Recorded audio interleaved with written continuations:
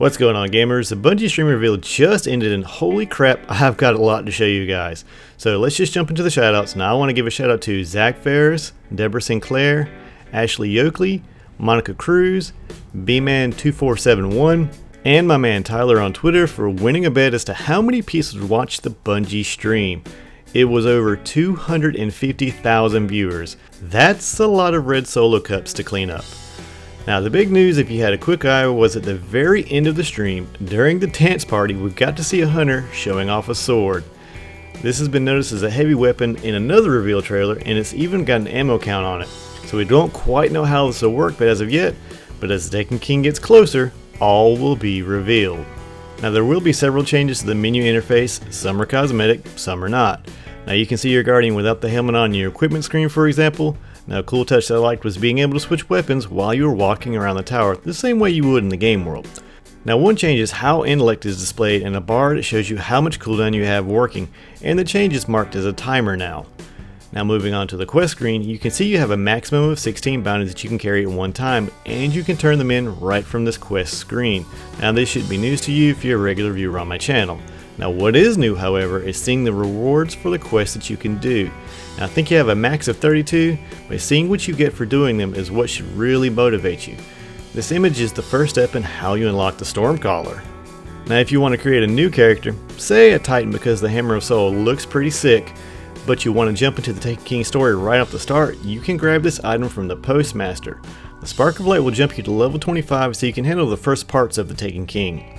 Now how level will work is Bungie will look at your characters and your vault and figure out what your level character should be. So if you have level 34 gear on September 15th, you'll start as a level 34. That's pretty simple. Now the curious thing here is, what are the coins in his inventory? Now let's talk about vendor changes. The speaker will now give out ghost shells that have abilities like helping you find materials in the world. But that's not all that a ghost will do. This is just a rare shell. Legendary ones will do much more. Another change that was visible were bonds also now have abilities on them, so they're no longer just cosmetic or just cement you to a faction. You can show faction allegiance simply by accepting it. Once you do this, you're stuck in that group for a week, but it'll give you access to that faction's gear, so it's not a bad thing. Now here's one of the new Suros rifles new Monarchy has. Now another cool thing is that you can turn in materials to rank up within that faction. Now I know what you're thinking, what is the point of ranking up? My rewards suck. Well now you are guaranteed a legendary, and your chances of a shader and a ship are even now controlled by a new RNG system that's smarter. This means you'll have less chance of repeat drops. Now as far as vault space, Bungie has come up with a few changes as to how it works. First off, you have these collection terminals. These terminals will give you access to different things. For example, this emblem terminal here shows you which ones you have and which ones you don't.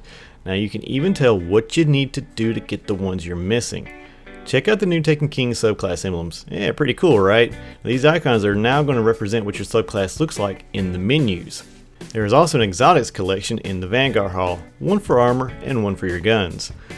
Cool thing here is that the exotic perk that was stuck in the middle of the talent tree will now be moved to the first perk on year 2 gear, so that you get what made the gear cool right from the start.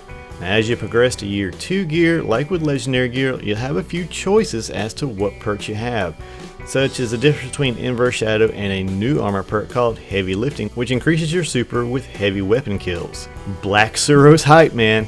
Year 2 guns are apparently going to look slightly different than their year 1 counterparts now. And just like with the armor too, they will have a few more options on them. Focused fire or spinning up, yeah, options are good.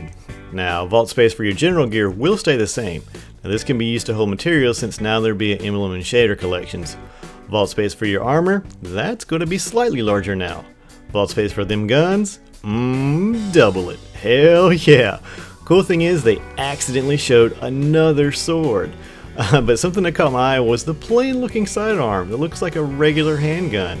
And all the changes, I think I really like the emblems one since you gotta catch them all. Shaxx is also getting a change up as he will now have bounties similar to Lord Saladin does in the Iron Banner, and he even has new ghost shells to give. Now his buddy across the way also has some new neon green guns and weapon specific bounties. There will be plenty of ways to get XP no matter what you want to do in this game. Now we knew that legendary marks were going to be a thing and that you would use them to buy stuff, but now the Cryptarch will sell you legendary engrams using those marks. The cap is still going to be 200, but there's no limit to how many you can earn in a week. Now I see this as super useful since I always have maximum marks but nothing to do with them. You want more change? Well, let's go to Banshee 44. Now to start off with, he's gotten a lot of recent business because he's been doing reforging. Well, now that's going to change to infuse. You can take any gun you like and infuse it to make it stronger and possibly pull a perk from it, I think. Now the cool thing here is that you can do this anywhere. You don't have to make a trip to the tower. Now Banshee 44 will now have his own reputation system complete with test weapons, which could be fun. Now at the end of this, you'll be given Foundry weapons. It's like everyone in the tower now has something to do. But yeah, I gotta say, everyone is still pooping a brick over the new Arc Edge weapon. If all of this wasn't enough to make someone turn their head, well, there are 2 more reveals coming. One next week for the Shield Brothers strike, and the other will discuss the Court of Oryx mode, which takes an interesting spin on boss fights. Well guys, if you like this type of content, just hit the like button, or leave a comment, or if you just want to see more, hit that subscribe button. But as always guys, have a good one.